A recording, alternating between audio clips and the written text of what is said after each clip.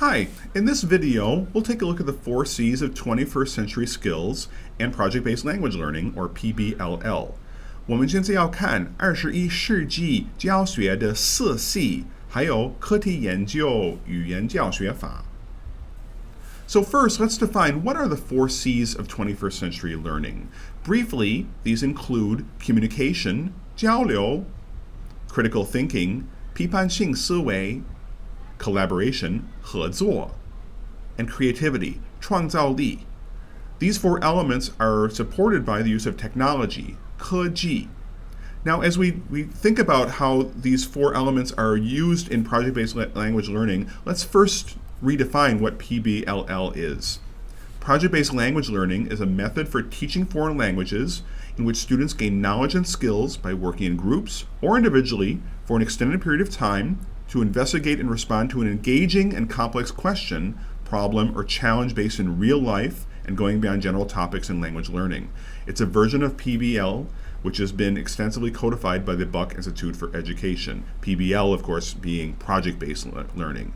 And here's the definition in Chinese. As you can see, that we talk about the use of communication, engaging in a complex question, which will engage students' critical thinking skills. It involves a challenge where students have to come up with answers and work together in groups, collaboration, and also to some extent their creativity. Let's go further and look at what we call the essential design elements of gold standard PBLL. And gold standard PBL, or gold standard project-based learning, is something defined by the Buck Institute to have the following 8 design elements. First, it has to involve key knowledge, understanding, and success skills. 关键知识, 理解与技能. Or in other words, the project is focused on student learning goals, including standard-based content and skills such as critical thinking and problem solving, collaboration, and self-management supported by technology. Already we've seen 3 elements of the 4 C's in this definition, which lead to 21st century skills. Second, the project should pose a challenging problem or question. 具有挑战性的问题. So there has to be some sort of meaningful problem to solve that will involve students to delve very deeply into it and again engaging in critical thinking. Third, it should involve some level of sustained inquiry. 特序查询. Students have to engage in a rigorous extended process of asking questions, finding resources, and applying information. Again, involving critical thinking and to some extent collaboration as they work to ask questions together. The project must be authentic. 真实世界. The project features real-world context, tasks and tools, quality standards, or impact. Or it must speak to the students' personal concerns, interests, and issues in their lives. It has to be real to the students, and this is one new element of 21st century learning that can make it very compelling for students. 5, there should be some element of student voice and choice. 学生做决定.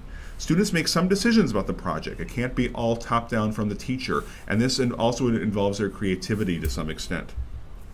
Next, there should be some room for reflection, or 反思.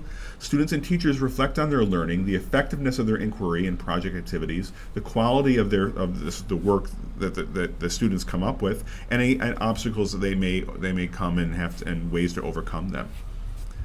Next, the project should involve critique and revision. 批判与修正. Students will need to give, receive, and use feedback to improve their process and products. And finally, the product must be a public product. 公共作品. So the students are making the project not just simply for the teacher, not just simply for each other in the class, but for something that they can share, either in the classroom or somewhere in the school, or in other ways to make the work public. And then this, again, makes the work very real world for them. So we hope you enjoyed this brief overview. Thank you very much for listening.